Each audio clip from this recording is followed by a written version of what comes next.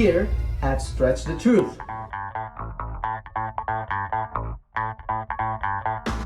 Do you know that flexible people have higher risk of having a slip disc?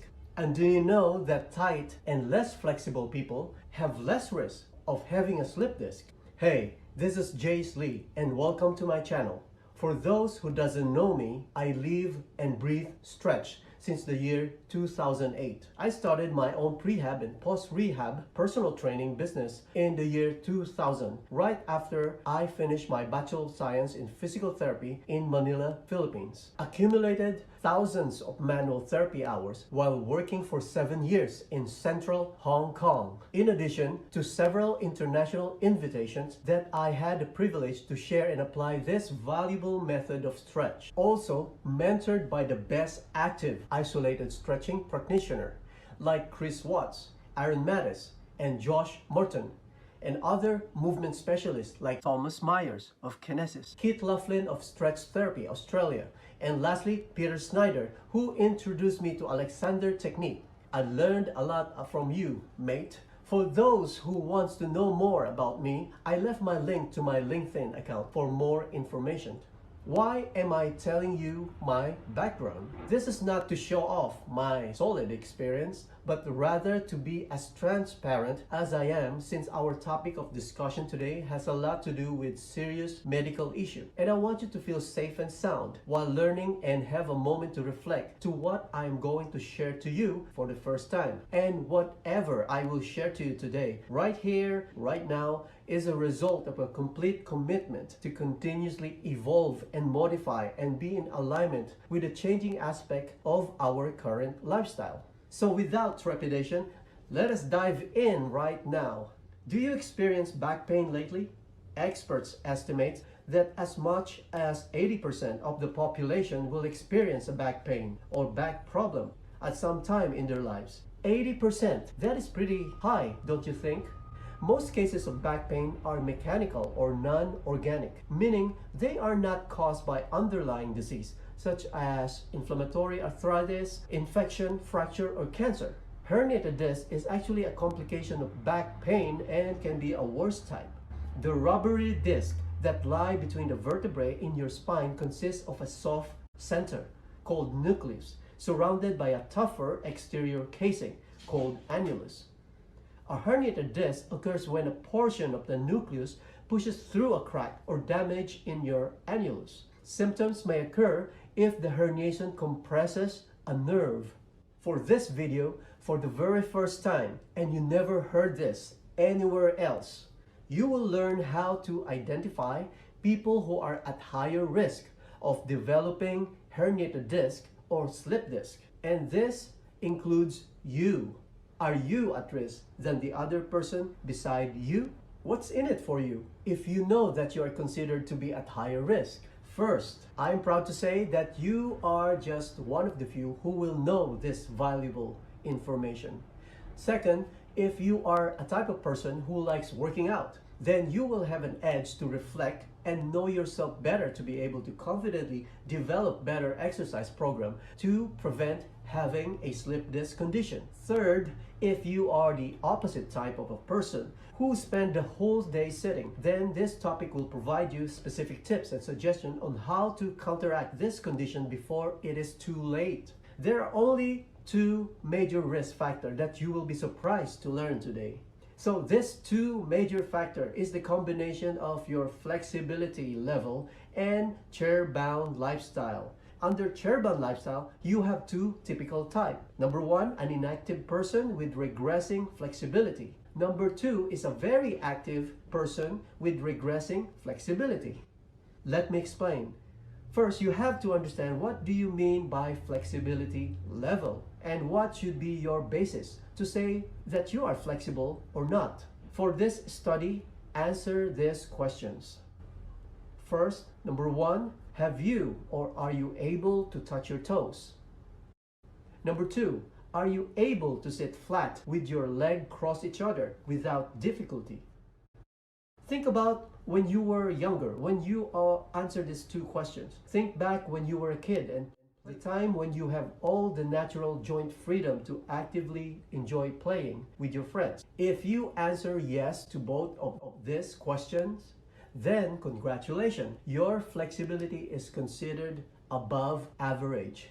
But the downside is you are also considered to be included in the slip disc high risk group.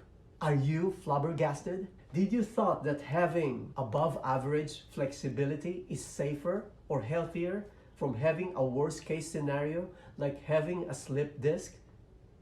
Let me tell you why. For more than 12 years of stretching experience, the most common type of body that I've encountered diagnosed with herniated discs are people who are able to be more flexible, especially as a kid. Most of my clients have vivid recollection of their previous ability when they were still young. They see themselves able to touch their toes and sit on the ground with leg crossing without any difficulty. But with their present age, they are not confident anymore if they can still do this, since they started spending most of their years using and sitting on the comfortable chair instead. Which brings us to the second major factor that will put you at higher risk of herniated disc, which I have mentioned: a lifestyle spent on a chair for long hours. In fact, these two major risk factor ingredients mixed together will guarantee and lead to a higher risk of having a herniated disc.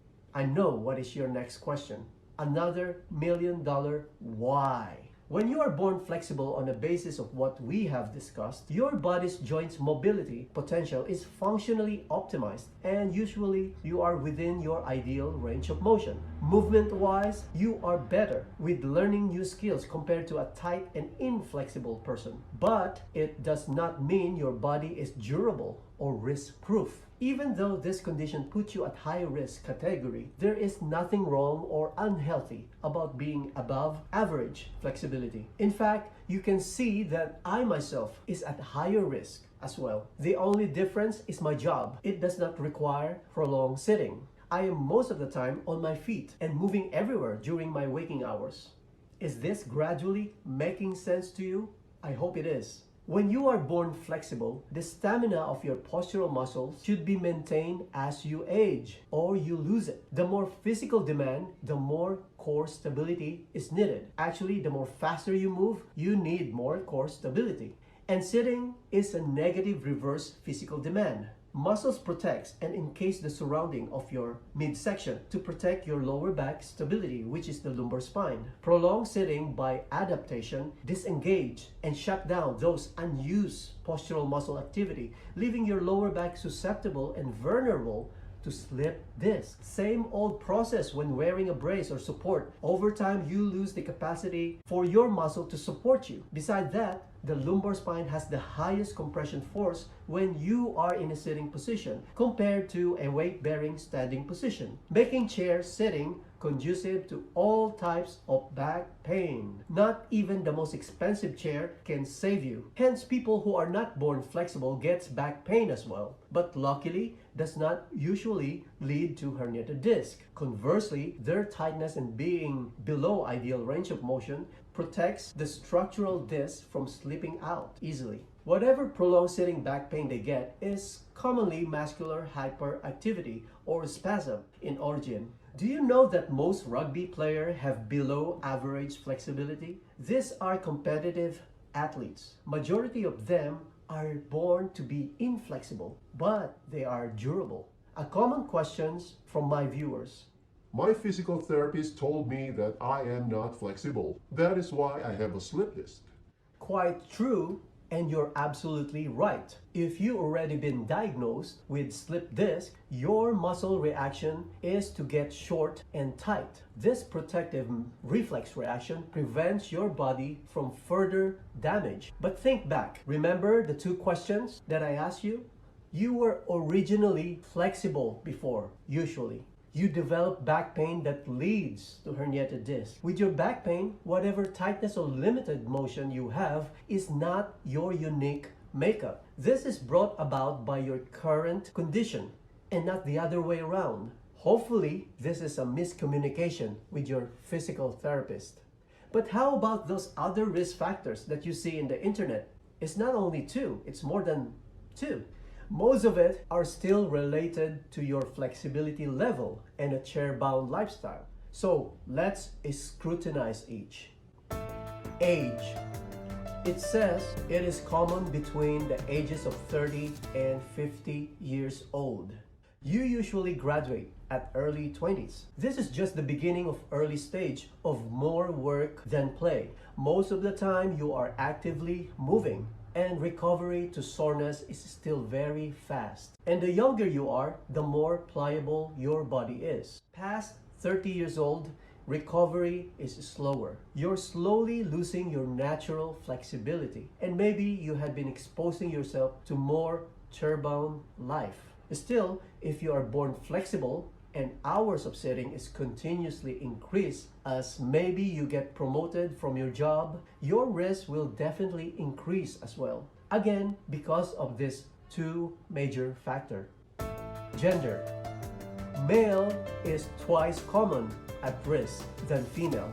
In my own personal opinion, the center of gravity lowers the risk for female to have herniated discs more. Anatomically, female center of gravity is lower 8 to 15 times than men. The concentration of compressive force while seated is therefore less compared to men. Men's upper body is usually stronger, more dense, and heavier than the lower body. Pressure to the most common spinal segment affected is therefore higher than female, which actually have stronger and heavier lower body. In addition, hip joint orientation and structure is different on male and female. Female also who are flexible tends to have more SI joint type of lower back pain compared to male. Physical demand. Prolonged sitting is a type of passive physical demand. The type of lower back pain will still be dependent on the level of flexibility. The same with active physical demanding work. You get either a worse type of herniated disc, lower back condition, or a muscular type spasm type with inflexible people. With active people that put themselves in physically demanding workout but without a chair-bound lifestyle, there is less likely for slip disc to occur as long as it is a sound and safe exercise program. Obesity. Being overweight, being a male and flexible and having a prolonged sitting job guarantees the highest risk of slip disc. Fat is an obvious additional extra weight to your body besides your own body weight. Smoking. Smoking constricts blood vessels, promoting poor circulation to areas that is in demand of constant supplies of nutrients like the disc of the spine, specifically the annulus. Even though you are a smoker, if you are not flexible, your lower back may ache every time you cough, but disc slipping out is less likely. But evidently, smoking has other worse complications than just lower back problem. Family history. You got it from your parents. Does this more or less familiar or realistic? You definitely inherited genetically the level of flexibility you currently have. Furthermore, the behavior of your parents can pass on to you. Hence, if your parents spend 2/3 of their waking hours sitting, highly likely that you will grow up behaving the same way. That is why family history is considered to be the best predictor of future disc herniation. My father has a slip disc. So, am I doomed to have a slip disc as well? Most probably, yes. If you follow your father's footsteps. Dream for a chair-bound job, sit for long hours without any breaks, put on excess weight. If this is the case, it's like digging your own grave. If you are born uniquely flexible, that cannot change. But the other major factor to totally complete the prediction of herniated disc, which is prolonged sitting, could be managed and positively modified. Yes, it's absolutely requires work, more work, if you didn't start early. Or maybe this is your first time to watch my channel. So hit the subscribe button below and start binging on educational video like this. And see you on my next video. Part 2 of herniated disc. Are you at risk? To briefly summarize, if you are naturally flexible and you are not doing anything to maintain it, over time, since everybody age, you and I is going to be older, you will lose the spinal support faster compared to an inflexible person. Specifically, the postural muscles being constantly acted upon the gravity, and it is also the muscle that gets weaker faster than any other muscles as we get older. If you add a chair-bound lifestyle, you just level up the worst to come. On the other hand, if you are born inflexible, the same thing happens to you, but at a slower pace, and it's unlikely to put you at the edge of letting your spinal disc to slip out, even if you lose your postural muscle support. Other structures that surrounds your joint beside the muscle will still be so tough enough to protect you. These are those ligaments, capsules, tendons, and other fascial supports. You still get back pain though with prolonged sitting. This is not going to save you, but this is due to higher chance for blood flow to get stagnant and sluggish compared to a more mobile joint that is less constricting to blood circulation. It is also easier to stretch flexible people to restore efficient blood flow. This concludes part 1. Thank you for your indulgence, viewers.